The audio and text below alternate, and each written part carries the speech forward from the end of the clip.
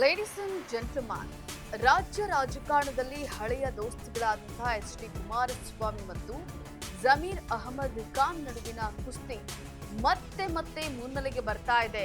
ದಾವಣಗೆರೆ ದಕ್ಷಿಣ ಉಪಚುನಾವಣೆಯ ಟಿಕೆಟ್ ಕಿಚ್ಚು ಈಗ ಕಾಂಗ್ರೆಸ್ ಮತ್ತು ಜೆಡಿಎಸ್ ನಡುವೆ ದೊಡ್ಡ ಚರ್ಚೆಗೆ ಕಾರಣವಾಗಿದೆ. ಅದರಲ್ಲೂ ಕೂಡ ಜಮೀರ್ ಜೆಡಿಎಸ್ಗೆ ವಾಪಸ್ ಆಗೋ ಬಗ್ಗೆ ಎಚ್ಡಿಕೆ ನೀಡಿರುವಂತಹ ಹೇಳಿಕೆ ಈಗ ಸಂಚಲನವನ್ನ ಮೂಡಿಸಿದೆ.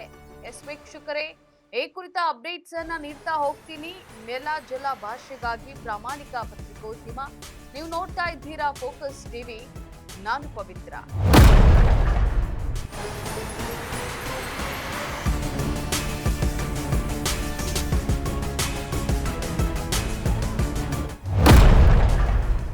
ವೀಕ್ಷಕರೇ, ಕಾಂಗ್ರೆಸ್ನಲ್ಲಿ ಅಲ್ಪಸಂಖ್ಯಾತರ ಉಚ್ಚಾಟನೆಯ ವಾತಾವರಣ ನಿರ್ಮಾಣವಾಗಿರೋದ್ರಿಂದ ಜಮೀರ್ ಅಹಮದ್ ಖಾನ್ ಮತ್ತೆ ತಮ್ಮ ಹಳೆಯ ಪಕ್ಷ ಜೆಡಿಎಸ್ಗೆ ಮರಳಬಹುದು ಅನ್ನೋಂಥ ಊಹಾಪೋಹಗಳು ಈಗೀಗ ಕೇಳಿ ಬರ್ತಾ ಇದೆ. ದಾವಣಗೆರೆ ದಕ್ಷಿಣ ಬೈ ಎಲೆಕ್ಷನ್ನ ಶಿಸ್ತು ಕ್ರಮದ ಬಗ್ಗೆ ಅಬ್ದುಲ್ ಜಬ್ಬಾರ್ ಮತ್ತು ನಸೀರ್ ಅಹಮದ್ ವಜದ ಬೆನ್ನಲ್ಲೇ ಜಮೀರ್ ಅಹಮದ್ ಕೂಡ ಕಾಂಗ್ರೆಸ್ ಅನ್ನು ತೊರೆಯಲಿದ್ದಾರಾ ಅನ್ನುವಂಥ ಚರ್ಚೆ ಕೂಡ ಜೋರಾಗಿತ್ತು. ಆದರೆ ಇಂತಹ ಊಹಾಪೋಹಗಳಿಗೆ ಕುಮಾರಸ್ವಾಮಿ ಅವರು ತೀವ್ರವಾಗಿ ಪ್ರತಿಕ್ರಿಯೆಯನ್ನ ನೀಡಿದ್ದಾರೆ.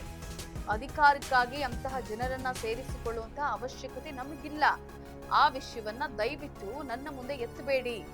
ಈಗಾಗಲೇ ಅಂತವರಿಂದ ಅನುಭವಿಸಿದ್ದಾಯಿತು.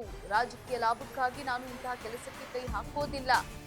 ಬೆಂದ ಮನೆಯಲ್ಲಿ ಗಳ ಹಿಡಿಯುವ ಬುದ್ಧಿ ನನ್ನದಲ್ಲ ಅಂತ ಹೇಳಿ ಕುಮಾರಸ್ವಾಮಿ ಕಿಡಿಕಾರಿದ್ದಾರೆ. ಜೆಡಿಎಸ್ನ ಕಿಂಗ್ ಪಿನ್ ಕುಮಾರಸ್ವಾಮಿ ಈ ಹೇಳಿಕೆಯಿಂದ ಜಮೀರ್ ಅಹಮದ್ ಖಾನ್ ಅವರಿಗೆ ಜೆಡಿಎಸ್ ಬಾಗಿಲು ಮುಚ್ಚಿರೋದು ಸ್ಪಷ್ಟವಾಗಿದೆ. ಹಾಗಾದ್ರೆ ಯಾಕೆ ಎಚ್ಡಿಕೆ ಜಮೀರನ್ನ ಇಷ್ಟು ದ್ವೇಷಿಸುತ್ತಿದ್ದಾರೆ? ಇವರಿಬ್ಬರ ನಡುವೆ ನಡೆದಿರೋದಾದ್ರೂ ಏನು?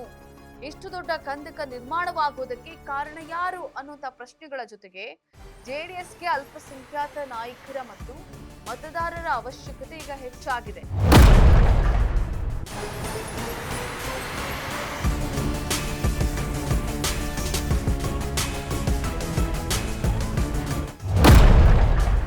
ಹಾಗಾಗಿ ಎಚ್ಡಿಕೆ ತಮ್ಮ ನಿಲುವು ಬದಲಿಸಿಕೊಳ್ಳಬಹುದು ಅನ್ನುವಂಥ ಮಾತುಗಳು ಕೂಡ ಒಂದ್ ಕಡೆ ಕೇಳಿ ಬರ್ತಾ ಇವೆ. ಈ ಪ್ರಶ್ನೆಗಳಿಗೆಲ್ಲ ಕಾಲವೇ ಉತ್ತರವನ್ನ ಕೊಡಬೇಕಾಗಿದೆ. ವೀಕ್ಷಕರೇ, ಇದಾಗಿತ್ತು ಇವತ್ತಿನ ನ್ಯೂಸ್ ಅಪ್ಡೇಟ್ಸ್. ನೆಲ ಜಲ ಭಾಷೆಗಾಗಿ ನೋಡ್ತಾ ಇರಿ ಫೋಕಸ್ ಟಿವಿ.